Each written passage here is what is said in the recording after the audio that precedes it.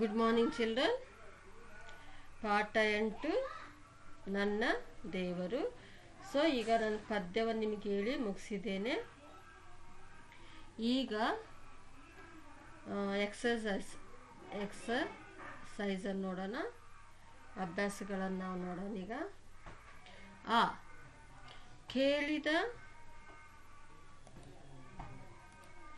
ಕೇಳಿದ ಪದಗಳು, ಇವುಗಳನ್ನು ಗಟ್ಟಿಯಾಗಿ ಓದಿ. ನಿತ್ಯ, ಸೂರ್ಯ ಬೆಳಕು, ತಾರೆ ಬೆಳ್ಳಿ, ಬೆಂಕಿ ಉಲ್ಕೆ, ಗಾಳಿ ಗಗನ, ನೀರು ಹಸಿರು, ಒದ್ದು ಭೂಮಿ, ಗುಡ್ಡ ಬೆಟ್ಟ, ರೈತ, ಕಾಡು ಮೇಡು, ಹೊಳೆ ಹೊಲ, ಬೆವರು ಹಿತ, ದೇಶ ಶ್ರಮಿಸು, ಯೋಧ ವಿದ್ಯೆ. ಸೊ ಮತ್ತೊಂದ್ಸರಿ, ಕೇಳಿದ ಪದಗಳು, ಇವುಗಳನ್ನು ಗಟ್ಟಿಯಾಗಿ ಓದಿ. ನಿತ್ಯ, ಬೆಂಕಿ, ಹಸಿರು, ಕಾಡು ಮೇಡು, ದೇಶ. ಓದಿ. ನಿತ್ಯ, ಬೆಂಕಿ, ಹಸಿರು, ಕಾಡು ಮೇಡು, ದೇಶ. ನೆಕ್ಸ್ಟ್ ಓದಿ. ಸೂರ್ಯ, ಉಲ್ಕೆ, ಒದ್ದು, ಹೊಳೆ, ಶ್ರಮಿಸು. ಮತ್ತೊಂದ್ಸರಿ.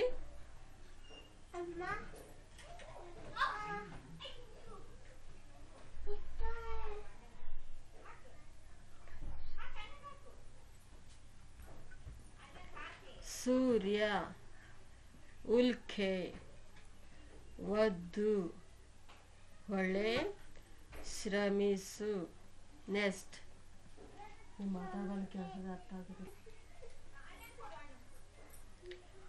ನೆಕ್ಸ್ಟ್ ಬೆಳಕು, ಗಾಳಿ, ಭೂಮಿ,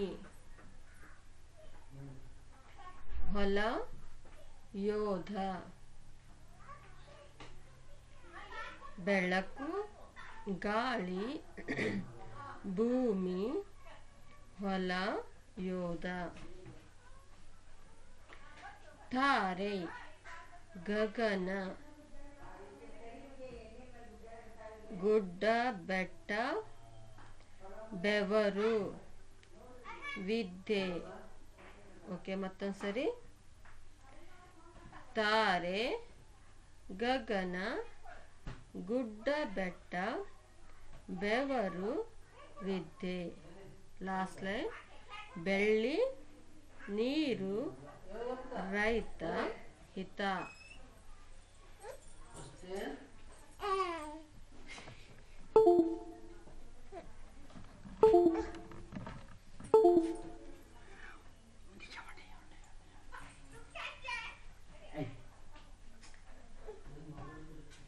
ಬೆಳ್ಳಿ, ನೀರು, ರೈತ, ಹಿತ. ಓಕೆ ಚಿಲ್ಲ. ಸೊ ಎಲ್ಲನಿಗೆ ಮತ್ತೊಂದ್ಸರಿ ಓದೋಣ. ಓದಿ, ಎಲ್ಲ ಓದಿ. ನಿತ್ಯ, ಬೆಂಕಿ, ಹಸಿರು, ಕಾಡು ಮೇಡು, ದೇಶ, ಸೂರ್ಯ, ಉಲ್ಕೆ, ಒದ್ದು, ಹೊಳೆ, ಶ್ರಮಿಸು, ಬೆಳಕು, ಗಾಳಿ, ಭೂಮಿ, ಹೊಲ, ಯೋಧ. ತಾರೆ, ಗಗನ, ಗುಡ್ಡ ಬೆಟ್ಟ, ಬೆವರು, ವಿದ್ಯೆ. ಬೆಳ್ಳಿ, ನೀರು, ರೈತ, ಹಿತ. ಓಕೆ ಚಿಲ್ಲ. ಸೊ ಇದೆಲ್ಲವನ್ನು ನೀವು 5 ಸರಿ ಓದಿ ನನಗೆ ಇದನ್ನೆಲ್ಲ ಬರೆದು ನನಗೆ ಕಳಿಸ್ಬೇಕು. ಇದು ಹೋಮ್ವರ್ಕ್. ಇದನ್ನೆಲ್ಲ ಬರೆದು ನೀವು ನನಗೆ ಕಳಿಸ್ಬೇಕು. ಓಕೆ, ನೆಕ್ಸ್ಟ್ ಓದಿ ತಿಳಿಯಿರಿ. ಓದಿ ತಿಳಿಯಿರಿ. ನಿತ್ಯ. ನಿತ್ಯ ಅಂತ ಹೇಳಿದ್ರೆ ಪ್ರತಿದಿನ ಅಥವಾ ಯಾವಾಗಲೂ.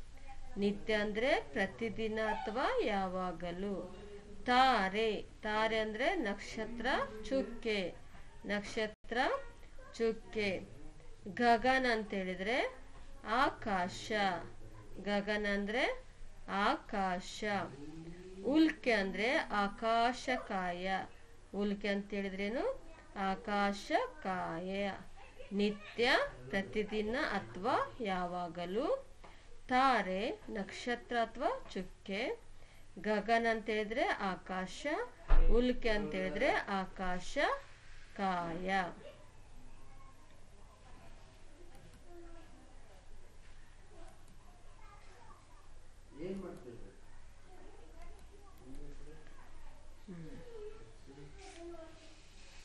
ಓಕೆ ಚಿಲ್ಡ್ರನ್, ನೆಕ್ಸ್ಟ್ ಈ ಪದ್ಯವನ್ನು ರಾಗವಾಗಿ ಹಾಡಿ.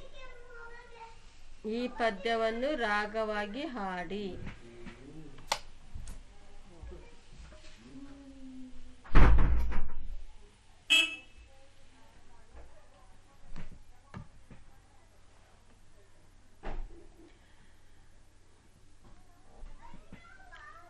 ನೆಕ್ಸ್ಟ್ ಒಂದು ವಾಕ್ಯದಲ್ಲಿ ಉತ್ತರ ಹೇಳಿರಿ. ಒಂದು ವಾಕ್ಯದಲ್ಲಿ ಉತ್ತರ ಹೇಳಿರಿ. ಮೊದಲನೆಯ ಪ್ರಶ್ನೆ, ನಮಗೆ ಹಗಲಿನಲ್ಲಿ ಬೆಳಕನ್ನು ಕೊಡುವವನು ಯಾರು? ನಮಗೆ ಹಗಲಿನಲ್ಲಿ ಬೆಳಕನ್ನು ಕೊಡುವವನು ಯಾರು? ಉತ್ತರ, ಹಗಲಿನಲ್ಲಿ ನಮಗೆ ಬೆಳಕು ಕೊಡುವವನು ಯಾರು? ಸೂರ್ಯ. ಹಗಲಿನಲ್ಲಿ ನಮಗೆ ಬೆಳಕು ಕೊಡುವವನು ಸೂರ್ಯ. ಎರಡನೇ ಪ್ರಶ್ನೆ, ರೈತ ಎಲ್ಲಿ ದುಡಿಯುತ್ತಾನೆ? ರೈತ ಎಲ್ಲಿ ದುಡಿಯುತ್ತಾನೆ? ರೈತ ಹೊಲದಲ್ಲಿ ದುಡಿಯುತ್ತಾನೆ. ರೈತ ಎಲ್ಲಿ ದುಡಿಯುತ್ತಾನೆ ಚಿಲ್ಡ್ರನ್? ರೈತ ಹೊಲದಲ್ಲಿ ದುಡಿಯುತ್ತಾನೆ.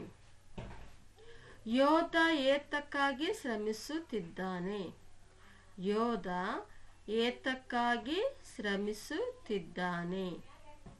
ಉತ್ತರ, ಯೋಧ ದೇಶಕ್ಕಾಗಿ ಶ್ರಮಿಸುತ್ತಿದ್ದಾನೆ. ಯೋಧ ದೇಶಕ್ಕಾಗಿ ಶ್ರಮಿಸುತ್ತಿದ್ದಾನೆ. ಮತ್ತೊಂದ್ಸರಿ, ಒಂದು ವಾಕ್ಯದಲ್ಲಿ ಉತ್ತರ ಹೇಳಿರಿ.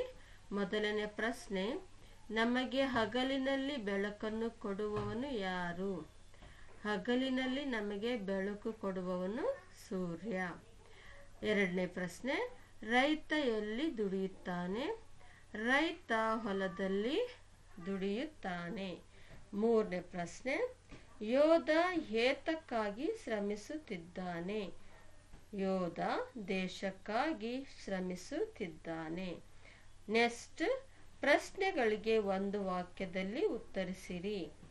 ಪ್ರಶ್ನೆಗಳಿಗೆ ಒಂದು ವಾಕ್ಯದಲ್ಲಿ ಉತ್ತರಿಸಿರಿ. ಮೊದಲನೇ ಪ್ರಶ್ನೆ, ರಾತ್ರಿ ವೇಳೆ ಬೆಳಕು ಕೊಡುವವನು ಯಾರು?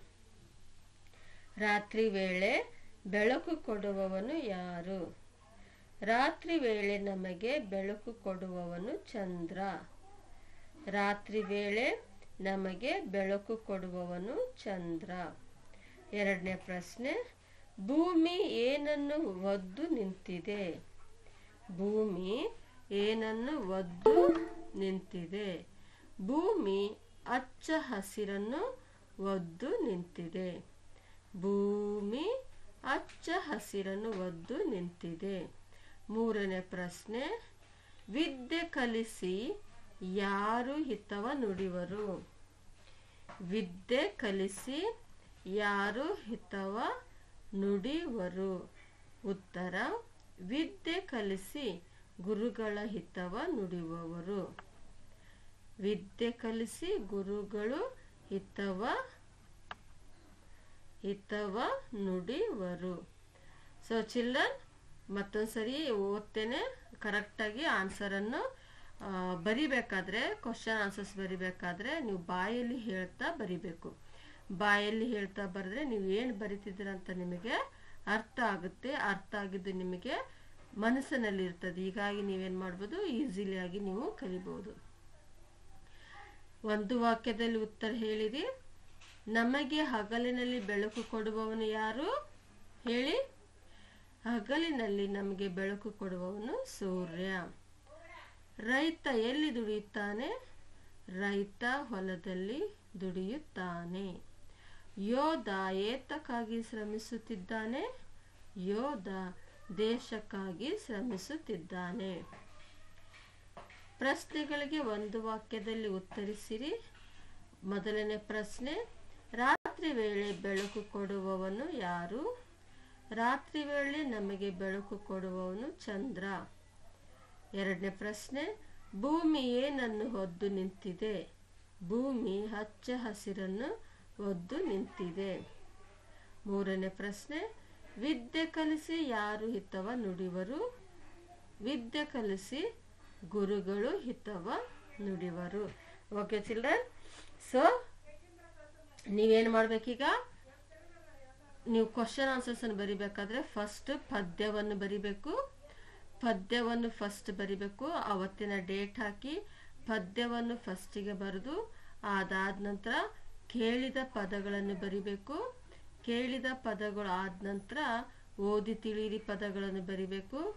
ಓದಿ ತಿಳಿ ಪದಗಳು ಆದ ನಂತರ ಒಂದು ವಾಕ್ಯದಲ್ಲಿ ಉತ್ತರ ಹೇಳಿರಿ. ಅದಾದ ನಂತರ ಪ್ರಶ್ನೆಗಳಿಗೆ ಒಂದು ವಾಕ್ಯದಲ್ಲಿ ಉತ್ತರಿಸಿರಿ. ಇವುಗಳನ್ನು ನೀಟಾಗಿ ನಿಮ್ಮ ನೋಟ್ಬುಕ್ಕಲ್ಲಿ ನೀವು ಬರಿಬೇಕು.